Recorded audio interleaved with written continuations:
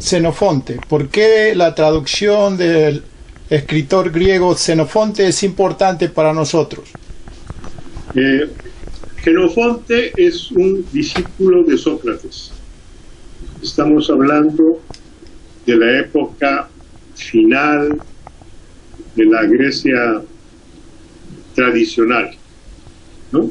Estamos hablando de casi hace 3000 años. Xenofonte tiene varios discípulos, o Sócrates tiene varios discípulos. Dos de los principales son Platón y Xenofonte.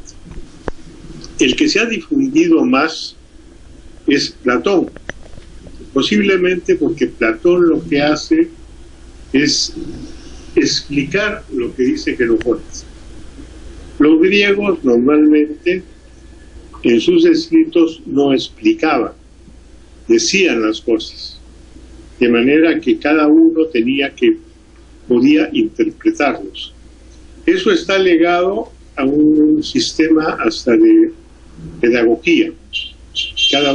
A cada uno no le necesitan explicar las cosas, uno necesita darse cuenta lo que dice cada cosa. Pero entonces, en algunos casos la gente prefiere, en lugar de ponerse a pensar sobre lo que se está diciendo, escuchar una explicación. Aparentemente eso trae una ventaja, porque sabe lo que dice, pero trae la desventaja que no le ayuda, no le enseña a uno a pensar por sí mismo. El otro hecho por el cual es necesario llegar a Xenofonte es que porque Xenofonte sí refleja mucho lo que dice Sócrates, no trata de interpretarlo sino de comunicarlo. Entonces en eso tiene algunas ventajas. Ahora, Xenofonte tiene el escrito más antiguo que conocemos, que habla sobre la economía. Ese escrito se llama Economía. Sin embargo, ese escrito casi no se difunde, ¿no?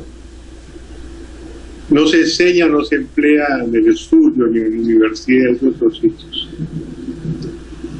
El asunto es el siguiente. Hace ya unos 14 o 15 años me encargaron un instituto de investigación de una universidad aquí en Lima, la Universidad de San Martín de Porres. Una de las primeras cosas que quise hacer es averiguar qué cosas se les enseñaba a los alumnos de la universidad. Y, entre otras cosas, me dediqué a ver lo que recibían como enseñanza en los primeros años. Resulta que lo que recibían como enseñanza era sobre todo algunos cálculos, aprender a hacer algunos cálculos, sobre todo sobre tipos de interés, tipos de ganancia, criterios financieros. Eso me parecía que no era lo adecuado. Resulta que en el medio, de manera general, se dice que hay dos definiciones grandes sobre lo que es la economía. En un caso, se dice que la economía es la administración de recursos escasos. Eso corresponde a las definiciones que da la llamada economía moderna de Occidente. La economía moderna de Occidente está principalmente o está representada o tiene como íconos a Adam Smith y a David Ricardo. Adam Smith y David Ricardo viven en plena época en la que Gran Bretaña está actuando para colonizar la India. Y Adam Smith y David Ricardo participan en ese proceso de explotación de la India. De hecho, participan en algunas compañías, como la Compañía de las Indias Orientales, que son compañías, que son empresas formadas para explotar recursos de la India. Entonces, no son solamente comerciantes, son comerciantes que en lugar de estar haciendo comercio, están extrayendo riquezas de otros países. Por eso, ellos, la definición que dan, la definición clásica de economía, es que la economía es la administración de los recursos escasos. Y los recursos escasos se entienden en dos sentidos. Para que haya recursos escasos, el hombre tiene que ser un egoísta, alguien que nunca se puede satisfacer. Entonces, como nunca se puede satisfacer, todo le resulta que es escaso. Si uno analiza psicológicamente a qué corresponde una persona que no se puede satisfacer, es simplemente una persona que no se puede, que no es sana. Pongamos el ejemplo. Yo veo o llego una persona a mi casa y tiene hambre, le invito un plato de comida, lo acaba, le pregunto si todavía tiene hambre, me dice que sí, le doy otro plato de comida, y así, imagínate que le invito 10 platos, al 10º plato, y yo ya no le vuelvo a servir otro, simplemente lo mando al psiquiatra, porque esa incapacidad de satisfacerse es una deformación de la salud. Eso es lo que es el hombre egoísta. Y los economistas lo definen con toda claridad, ¿no? La base, el sustento es que el hombre es un egoísta. Eso por un lado. Por otro lado, ¿de dónde se toma lo necesario para vivir? De la tierra. Entonces, en esta concepción, la tierra tampoco es capaz de proveer lo necesario para vivir, ¿no? Eso que algunas religiones dicen que Dios proveerá, no lo cumple.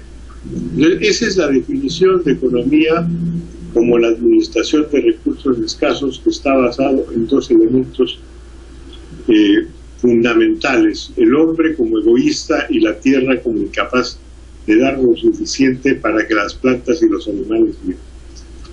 La otra definición de economía, que casi no se emplea, es la definición que hace Xenofonte. Xenofonte dice que la economía es la administración buena, bien hecha, de una casa. Entonces, acá hay varios elementos. ¿Qué cosa? En primer lugar, hay que decir que economía, que nosotros lo empleamos normalmente, no es una traducción del griego, es una transliteración. Economía proviene de dos raíces griegas. La primera, eco, que es oikos, que nosotros lo traducimos al castellano normalmente como casa, y nomos, ¿no?, que normalmente se le traduce o corresponde al hecho de la norma que se tiene que seguir, lo que se tiene que hacer. Entonces, si uno hace la traducción, la economía es la administración del oikos, la administración, la buena administración del oikos, ¿no? Entonces, eso es una primera cosa que hay que advertir. Ahora, ¿qué cosa es casa?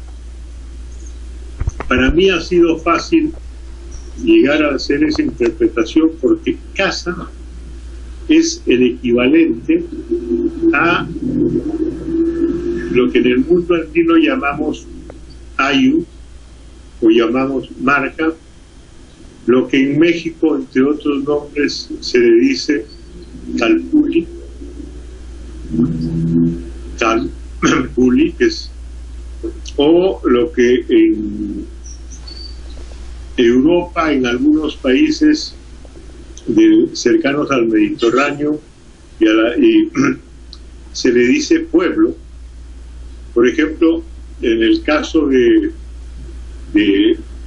País Vasco, también país es similar, ¿no? O pueblo. Esos tipos de agrupaciones, en Ayu, en Marca, en país, en pueblo, en Capuli, existen en todos los países y regiones del mundo. Y la razón es muy sencilla, porque el pueblo, o el Ayu, o la Marca, son agrupaciones constituidas por las plantas y los animales de una determinada región, ¿no? Entonces cada región va a tener una de estas agrupaciones y cada región le va a cambiar de nombre. Ahora, ¿esto qué significa? Por ejemplo, si uno toma los países árabes, ahí se le llama kabila, ¿no? Esto existe en África, tiene nombres en China, en Mongolia se le llama Uruk, de donde proviene este derivado que llaman las hordas, ¿no? Entonces, estas agrupaciones de animales y plantas de una parte de la tierra, la característica que tienen es que son lo suficientemente, o tienen el tamaño suficiente para que las plantas y los animales de esa región puedan vivir. Por eso es que los griegos decían la autarquía.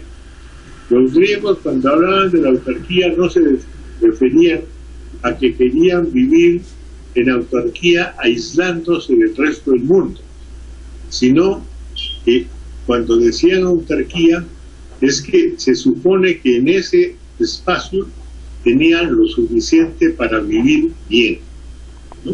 Ese es el criterio. Entonces, cuando nosotros hemos entrado a traducir, un primer paso que nos ha sido importante es darnos cuenta que Ayu, Marca, pueblo, país y tierra también, porque a veces se le llama, a ese espacio se le llama la tierra, ¿no? De los mapuches, ese es el significado del nombre. Darnos cuenta que esas son similares, Ayu, Marca, pueblo. Entonces uno, si amplía la definición de lo que es economía, no solamente puede decir que es la administración de la casa, es la buena administración de un país, la buena administración de un pueblo, la buena administración de un ayu, la buena administración de una marca, la buena administración de la tierra, de una determinada tierra que nos sirve para vivir. Me gustaría que expliques la relación entre la cultura andina y el pensamiento de Xenofón. Ya. Entonces vamos a acabar de explicar esto un ratito y pasamos a lo que dices. Entonces, la administración de un pueblo es lo que se define como economía, ¿no? Pero no es simplemente la administración, sino la buena administración de un pueblo. Y entonces, ¿cómo es que se hace la buena administración de un pueblo? Haciendo cosas buenas para ese pueblo. Las cosas buenas para un pueblo o para un ayu son las cosas que le son de provecho, son de utilidad. Entonces, de lo que se trata cuando uno administra un pueblo es de hacer cosas útiles o de provecho para el país donde uno está y para sus integrantes. Eso da en primer lugar un carácter diferente a lo que es la utilidad. La utilidad no es un interés que uno recibe. La utilidad es lo que le es útil a uno. lo que le es de provecho. Si yo tengo 2 casas y utilizo una casa para vivir, esa casa es un bien para mí. Pero la segunda casa, si no la utilizo, al contrario, me puede causar pérdidas, salvo que yo la venda o la alquile. Si yo tengo una flauta y sé tocar la flauta es algo de provecho para mí, es un bien para mí. Si no la sé tocar, me es indiferente. Entonces, el primer criterio que uno puede aprender de lo que se dice Jenofonte en los escritos que él tiene es que lo que conviene es tener las cosas que sean de provecho. Esto, por ejemplo, cambia la diferente de algunas posiciones católicas que hablan que hay que ser humilde, que hay que ser pobre, que no hay que tener nada. No se trata de no tener nada, se trata de tener lo que le es útil para uno. Entonces, en ese criterio, un pueblo, una casa, un ayo, ¿cómo se pueden definir? ¿Cómo es que podemos, qué cosa es esa casa que uno tiene? La casa que uno tiene no es el edificio de la casa. La casa que uno tiene es todo lo que uno tiene, todas sus capacidades, todas sus habilidades. Si yo sé cantar, eso es parte de mi casa. Si yo sé reírme, eso es parte de mi casa. Eso es parte de mi tierra. Entonces, uno lo que tiene son sus riquezas, son todas sus capacidades, todo lo que uno domina. Entonces, ese criterio de decir que yo tengo todo, entonces mis amigos son mis riquezas. Yo no necesito a veces para poder almorzar tener el almuerzo. A veces es el amigo el que tiene el almuerzo. Yo para iniciar un negocio a veces no necesito tener un local. A veces es el local del amigo el que me sirve.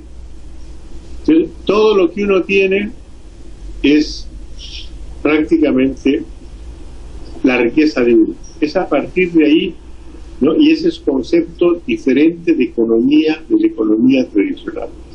Acá vale la pena hacer una precisión. El escrito de Jenofonte económico es el escrito más antiguo que nosotros conocemos de economía, pero con toda seguridad no es de los primeros escritos que hay sobre economía. Los griegos han tenido muchísimos escritos más. Este es el más antiguo que nosotros conocemos, que corresponde al final de la época clásica griega. Eso en primer lugar. La otra cosa es que Jenofonte es conocido más que como un portador o maestro de la economía, es señalado como un estratega militar, porque Jenofonte se embarcó con un grupo importante de persas, de griegos, en una aventura militar en Persia. Trataron de apoyar a alguno de los pretendientes o supuestos pretendientes a ser al rey de reyes, como le decían al persa, y fueron derrotados. El asunto es que la derrota que sufrieron los jefes que dirigían a los griegos se produjo más o menos a 3.000 kilómetros de las costas de Grecia. Y cuando se dio esa situación, la gente, los griegos que estaban ahí, eligieron a Jenofonte para que los dirigiera. Y él hace lo que se conoce como la retirada de los 10.000. que es más o menos conducir entre 10.000 y 15.000 militares griegos que estaban a 3.000 kilómetros de las costas de Grecia hasta Grecia. Entonces, es por eso que se le considera un estratega militar y se le conoce más por ese lado. Ahora, ¿pero qué resulta? Cuando nos explican que los bienes que uno tiene es todo lo que tiene, como decía hace un rato, los amigos son bienes, pero el mismo Jenofonte en su escrito pregunta, ¿y los enemigos son también parte de tu casa? Y entonces Sócrates lo que hace es responderle y decirle sí, son parte. Lo importante es ser lo suficientemente hábil para hacer que el enemigo te sea de provecho, no para hacer que el enemigo, para que utilices al enemigo, que es diferente, sino para que el enemigo te sea de provecho. Y es por eso él explica ahí que hay una serie de gente que ha participado en las guerras y que tiene una serie de riquezas. O sea, uno puede hacer que el enemigo le sea útil. Eso es lo que en economía nos permite saber cómo uno tiene que ser un verdadero estratega. Entonces, eso es, digamos, lo primero que uno tendría que saber de economía. Ahora, lo que dices tú, cuando hablas de un Kamachik, como dice, el Kamachik es el que te hace abundar. En un ayu, ¿no?, uno elige a alguien siempre para cada tarea que hay que hacer. Entonces, ese que se elige, que se llama Kamachik, ese es el encargado de hacer que las cosas abunden. Porque de lo que se trata es que uno, con las cosas que tiene en su tierra, con las cosas que tiene en su ayu, tiene que hacer que el ayu viva bien. No se trata de tener muchas cosas. De costumbre uno tiene miles, pero aunque tenga uno 2 piedras, con 2 piedras se puede vivir y se puede vivir bien. Entonces, esa función del Kamachi está ligada, y el mismo criterio que hay en Grecia corresponde al criterio que hay en la parte del mundo antiguo. Coco, entonces vamos a entrar a la parte que sostiene, a la primera parte de tu libro, en la cual sostienes básicamente lo que entendemos en la cultura andina, que es el mundo está vivo. ¿Cómo ubicamos a Xenofonte dentro de esa perspectiva de el mundo está vivo? Y si puedes explicar todo eso. Claro. Uno de los temas más importantes, más sustanciosos del trabajo de Xenofonte es entender, y por eso me he puesto a hacer la comparación entre la cultura griega y la cultura andina, es que ambos saberes, ambas maneras de enfocar el mundo, entienden que el mundo está vivo, ¿no? Los griegos hablan de un mundo, ¿no?, donde hay miles de fuerzas, ¿no?, que se mueven, que le llaman dioses, que le llaman héroes, ¿no?, y que el resultado de su actividad es lo que hace el mundo. En el mundo andino también se entiende que el mundo está vivo, todo el mundo está vivo. Y la parte fundamental es entender que el mundo está vivo y en consecuencia la tierra está viva. En el mundo andino nosotros definimos que un ayu, este espacio de tierra donde se encuentra lo suficiente para vivir, está constituido por las plantas y los animales de esa determinada zona o región y la tierra, ¿no? Ese conjunto, eso es lo que llamamos ayu. Y entonces nosotros, cuando decimos eso, lo que estamos diciendo es que nos agrupamos todas las plantas y todos los animales de una región con la tierra, ¿no? A esa tierra la reconocemos como nuestra madre. Por eso es que nosotros decimos Pachamama, o sea, madre tierra, porque entendemos que esa tierra es la que nos da alimento, la que nos sustenta, ¿no? La que nos cultiva, la que nos cría.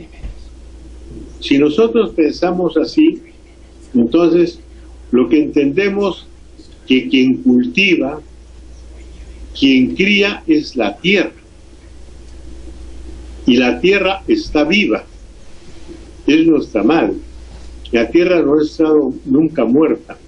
Antes de que existieran las plantas y los animales, la tierra estaba viva, pero no había plantas y animales.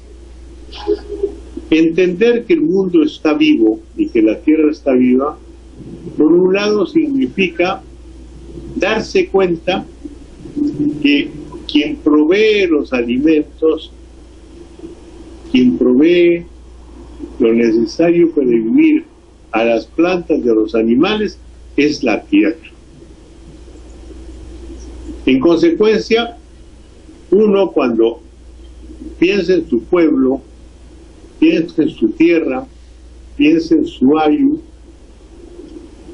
lo primero que se da cuenta es que el bien más grande que uno tiene es la tierra.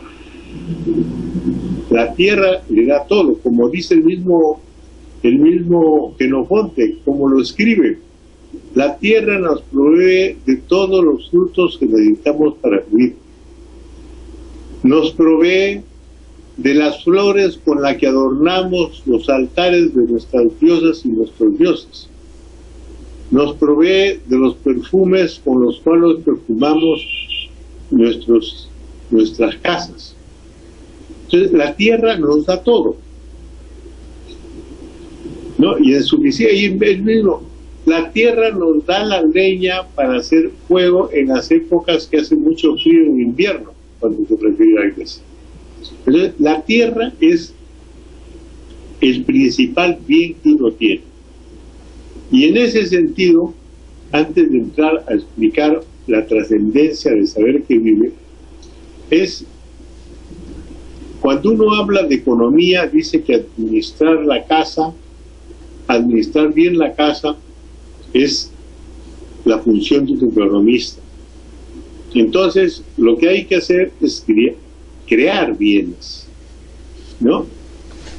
¿Quién es el que genera bienes en un pueblo, en una tierra, en un año? El que genera bienes es el que cultiva.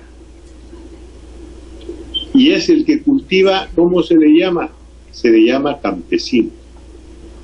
Entonces, un campesino es un economista, está creando bienes. Pero Jenofonte nos explica, y eso es muy importante ahora, que lo que uno siembra, lo siembra a campo abierto. Y puede ser que alguien quiera venir y robarte la cosecha.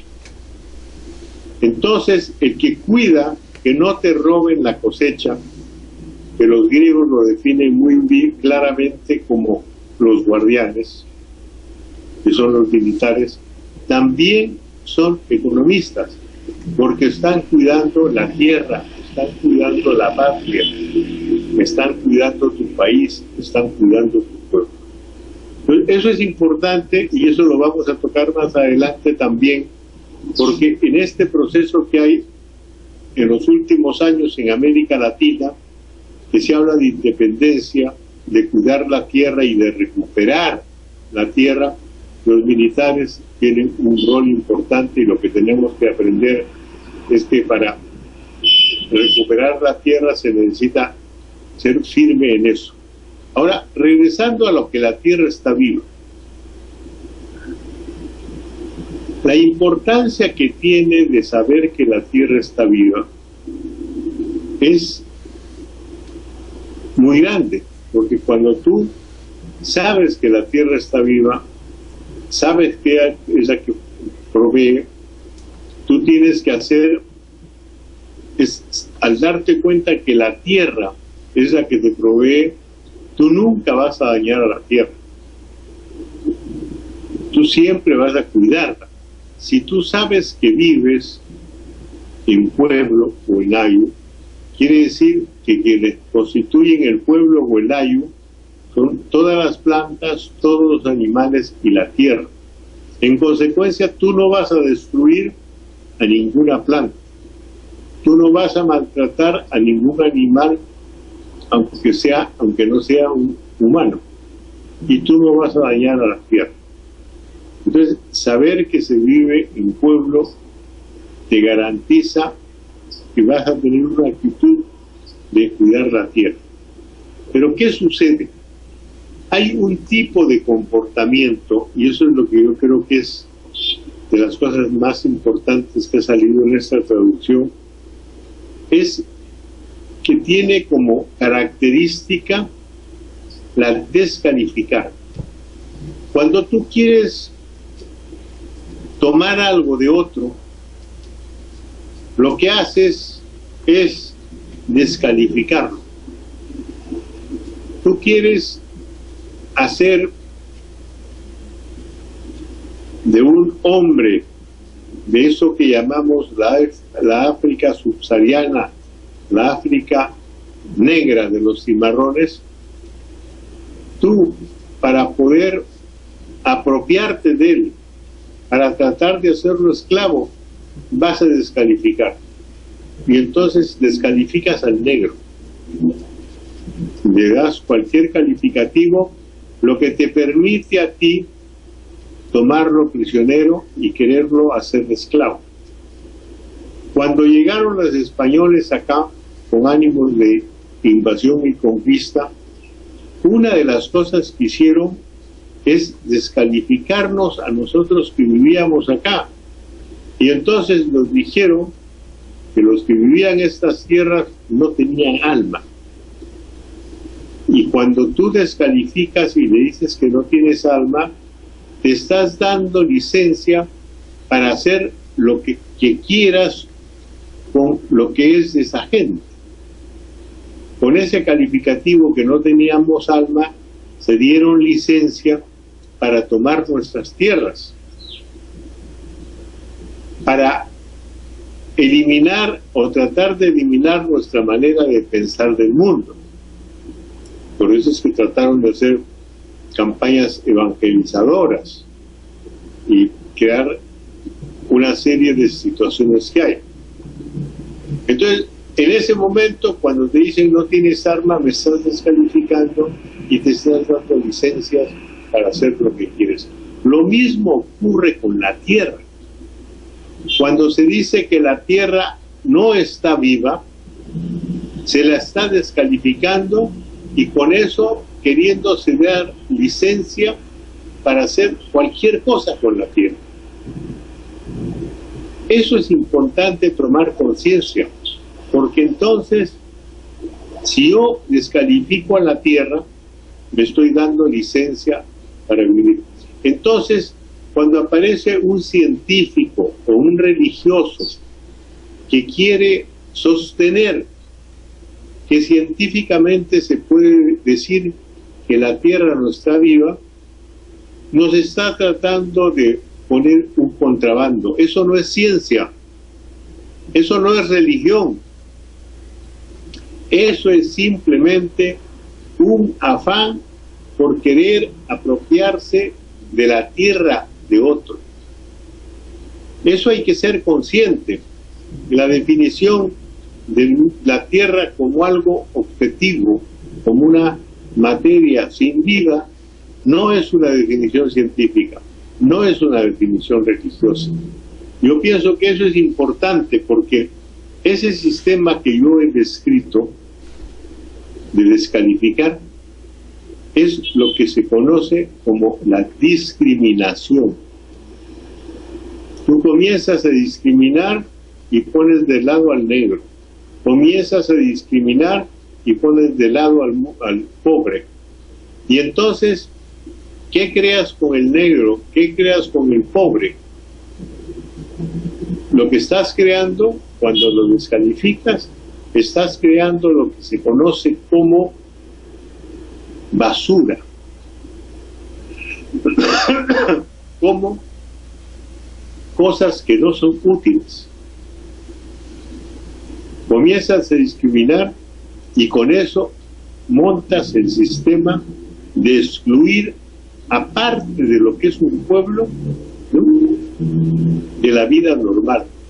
Esa discriminación es lo que ahora se trata de eliminar con todos esos sistemas que hay de inclusión, donde tú lo que tratas es de incluir, incluyes al que tiene menos, que lo llaman pobre, incluyes al negro, y entonces en ese sistema de inclusión hay que incluir a la tierra, decir, sí, la tierra está viva, y la tierra, por estar viva, tiene no solamente derechos, la tierra no es un elemento, no es un objeto, ¿no?, capaz de ser tratado de cualquier forma.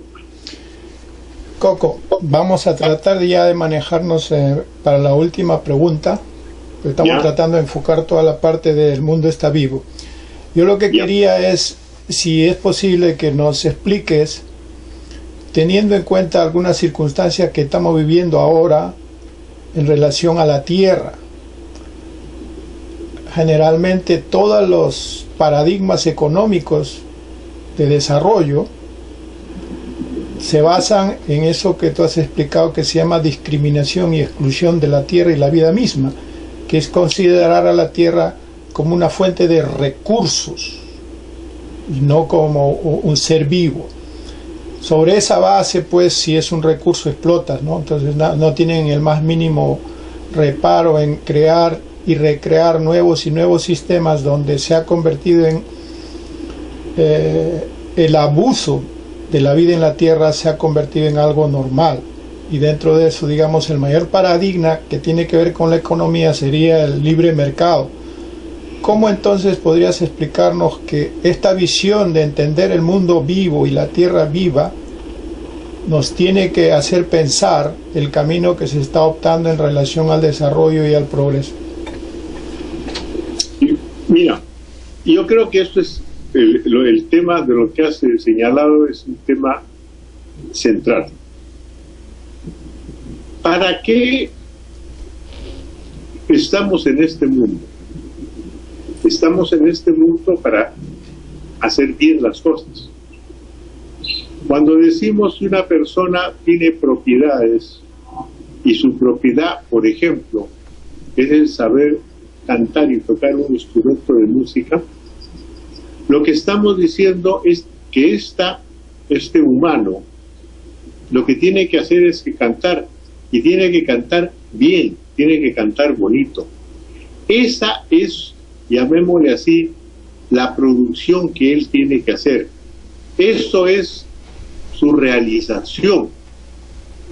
Los toltecas, en sus formas de educación, tienen una que le denominan: hay que hacer las cosas de tal manera que a cada persona le aparezca su rostro verdadero.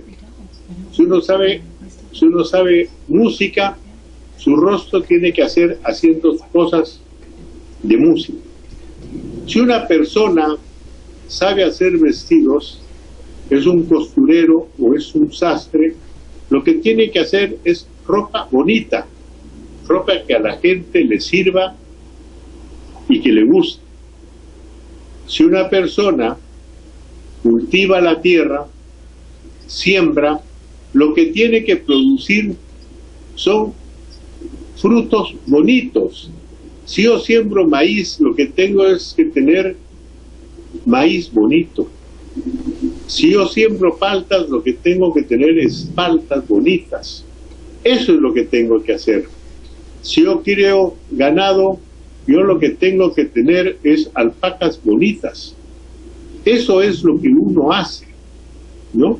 Uno tiene que hacer que las cosas broten, que cada uno que tiene sus gustos y sus preferencias desarrolle sus gustos y sus preferencias. Eso es hacer bien. Entonces, cada humano tiene que hacer bien lo que es su vocación. Cada humano no solamente tiene que descubrir su vocación, sino hacerle eso. La tierra que cría a las plantas y a los animales, lo que tiene que hacer y lo que hace es plantas que sean cada una lo que quiera hacer. Si una planta es una sábila, tiene que ser una sábila bonita, que nos dé cosas bonitas, que nos dé productos bonitos que les sirvan a nosotros. Eso es totalmente diferente a lo que quiere hacer esa agricultura que le llaman de la época moderna, que es de la codicia. Los espárragos que se siembran en el Perú no se hacen como espárragos bonitos, se siembran en épocas que se pueden vender a un precio mayor. La producción de caña de azúcar, para producir azúcar, no se hace para producir azúcar bonita y buena, no se hace para producir caña. En la producción familiar de caña nosotros hemos logrado y producimos una caña que se llama caña para comer, que no había acá. Entonces esa producción, cuando tienes espacios, por ejemplo, que en América se siembra soya, en Brasil, en Portugal, no les interesa el pueblo, no les interesa la gente, les interesa sacar la cantidad de soya que se pueda vender a un precio, y que eso además, ese dinero se va a la bolsa de algunas personas, de algunas compañías, que además no saben ni siquiera qué hacer con ese dinero.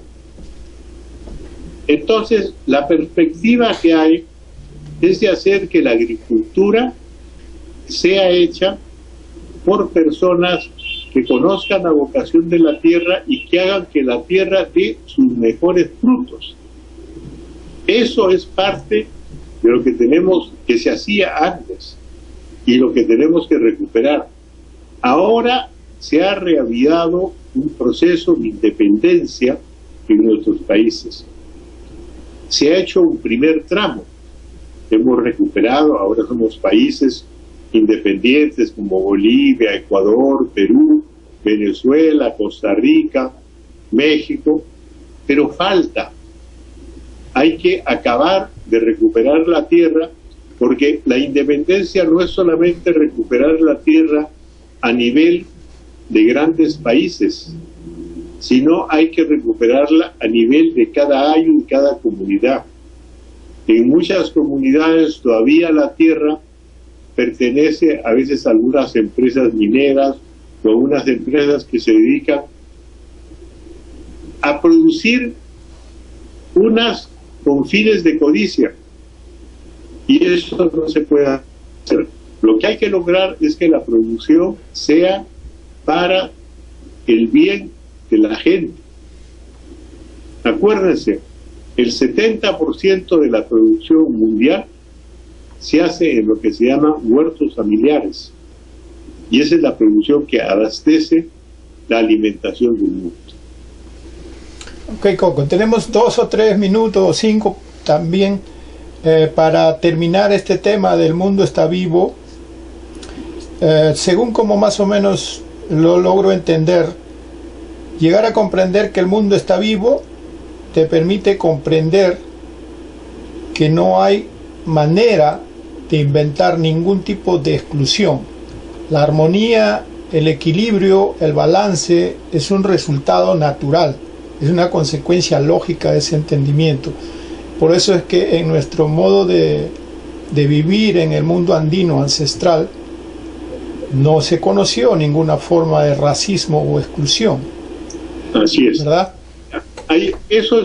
Yo pienso que eso es importante. Yo decía al comienzo Y yo mismo no me había dado cuenta cuando he hecho la traducción de este libro de la importancia que tenía recuperar la tierra, ver que la tierra está viva.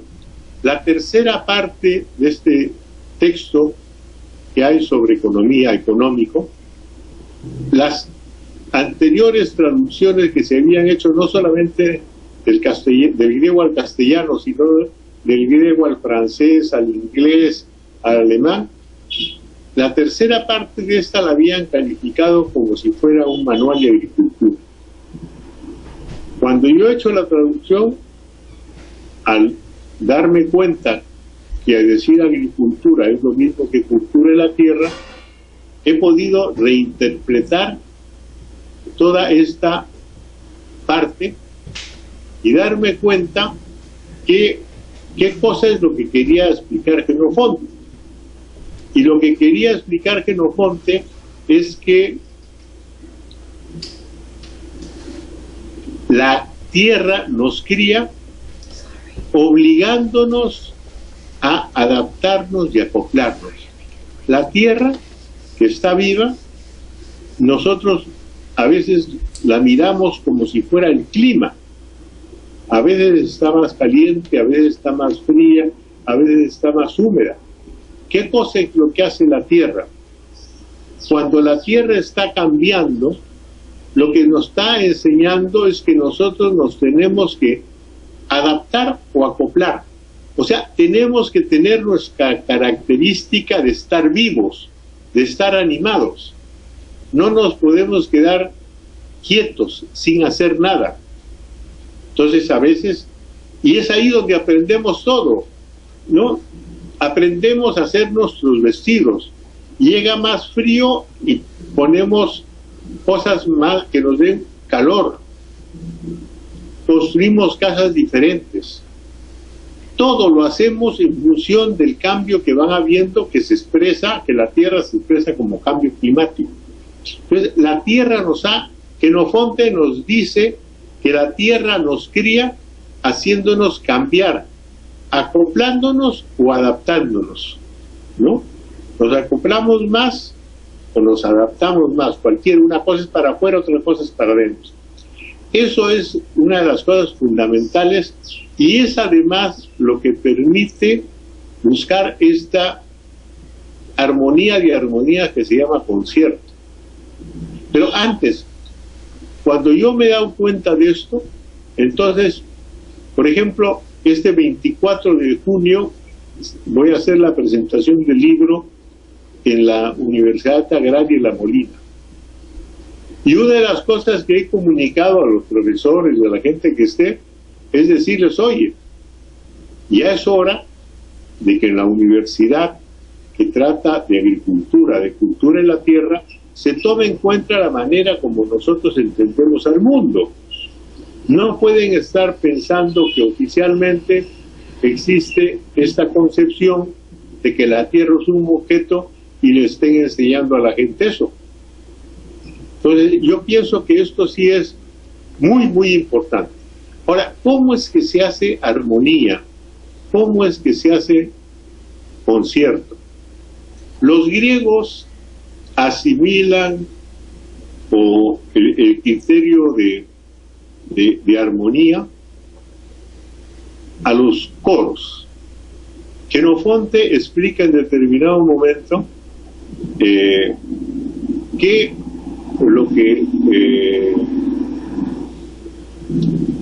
que hablando así con Cristóbulo, que es uno de sus amigos, que dice: tú me has invitado muchas veces a escuchar comedias y tragedias. Nos hemos levantado temprano, hemos caminado varias horas hasta llegar al teatro, al anfiteatro, para ver una comedia o una tragedia. Las comedias griegas las presentaba un coro. Para la comedia, el coro que se hacía con las personas que intervenían, hombres, mujeres y niños, era en círculo. La tragedia la hacían formando un un rectángulo. Parece que el círculo representa mayor fluidez y es el comienzo, y el cuadrado representa mayor rigidez y es el fin. La vida nace más fluida hasta que en determinado momento se cosifica y se enfría y es un cuadrado. Bueno, lo que dice Jenofonte es lo siguiente: si cada uno de los que participa en el coro canta sin tomar en cuenta lo que va a decir el vecino, si gesticula sin pensar en lo que dice el vecino, si baila sin pensar en lo que dice el vecino, eso es un desastre, eso es una locura. Pero si el coro toma en cuenta lo que los que participan en el coro toman en cuenta el del costado, ¿no? Los sonidos, los gestos, las representaciones, entonces lo que aparece es un concierto. Un concierto es la armonía de armonías.